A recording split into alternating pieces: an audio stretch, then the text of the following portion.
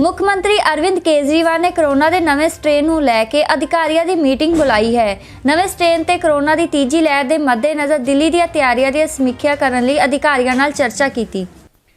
जहाँ तक बेड्स का सवाल है, पिछली बार जब कोरोना आया था तो लगभग 25,000 के करीब बेड्स हम लोगों ने स्केल अप किए थे उस टाइम।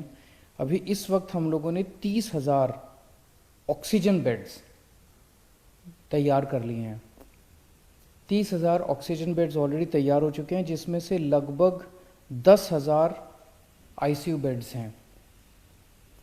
इसके अलावा 6,800 आईसीयू बेड्स अभी अंडर कंस्ट्रक्शन है, ये फरवरी तक तैयार हो जाएंगे। तो 10,000 आईसीयू बेड्स ऑलरेडी तैयार हो चुके हैं, 6,800 अंडर कंस्ट्रक्शन है। तो 17,000 आईसीयू बेड्स हमारे पास कुछ समय में बन के तैयार हो जाएंगे।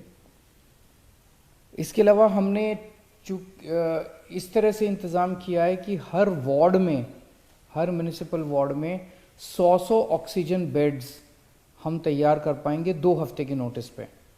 तो इस तरह से 270 वार्ड है, तो 27,000 ऑक्सीजन बेड्स हम शॉर्ट नोटिस पे 2 हफ्ते के नोटिस पे और तैयार कर सकते हैं।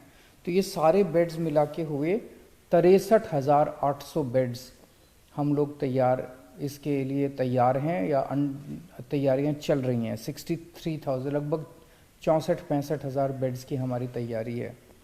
इसके लिए जितनी भी मैन पावर की ज़रूरत पड़ेगी वो सारी मैन पावर भी ट्रेनिंग करवाई जा रही है और सारी मैन पावर भी तैयार की जा रही है।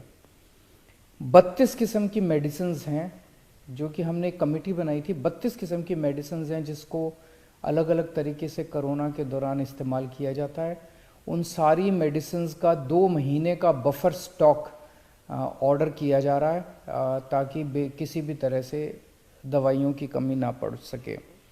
होम आइसोलेशन जो किया जाता है, तो होम आइसोलेशन के लिए भी सारी तैयारियां दुरुस्त की जा रही हैं, काफ़ी तैयारियां कर ली गई हैं ताकि जब अगर कोरोना की तीसरी वेव या ओमिक्रॉन वेरिएंट आता है तो होम आइसोलेशन के लिए भी हम लोग तैयार रहें।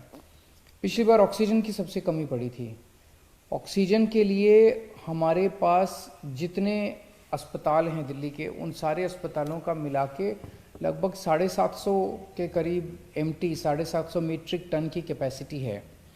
लेकिन पिछली बार सबसे ज़्यादा दिक्कत थी कि जैसे सेंट्रल गवर्नमेंट ने हमें ऑक्सीजन की अलॉटमेंट की, एक ट्रेन आ गई पूरी की पूरी ऑक्सीजन के टैंक लेके, लेकिन वो ऑक्सीजन हमारे पास ऐसी कैपेसिटी नहीं थी कि जहाँ पे वो ऑक्सीजन को हम स्टोर कर सकें।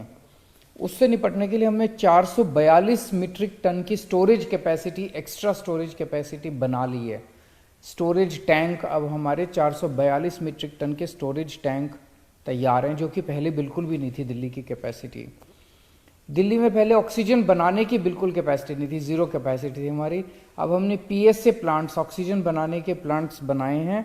121 मीट्रिक टन ऑक्सीजन अब दिल्ली में बननी चालू हो गई है। पिछली बार आपको याद होगा कि हर हॉस्पिटल कह रहा था मेरी ऑक्सीजन ख़त्म हो गई, मेरी ऑक्सीजन ख़त्म हो गई पूरी। उसके साथ हम लोगों ने सबकी ऑक्सीजन का इंतज़ाम भी किया, सब लोगों ने मिलके। कहीं कहीं देखने में आया कि कुछ लोगों ने गलत बोला या जैसे जो भी था।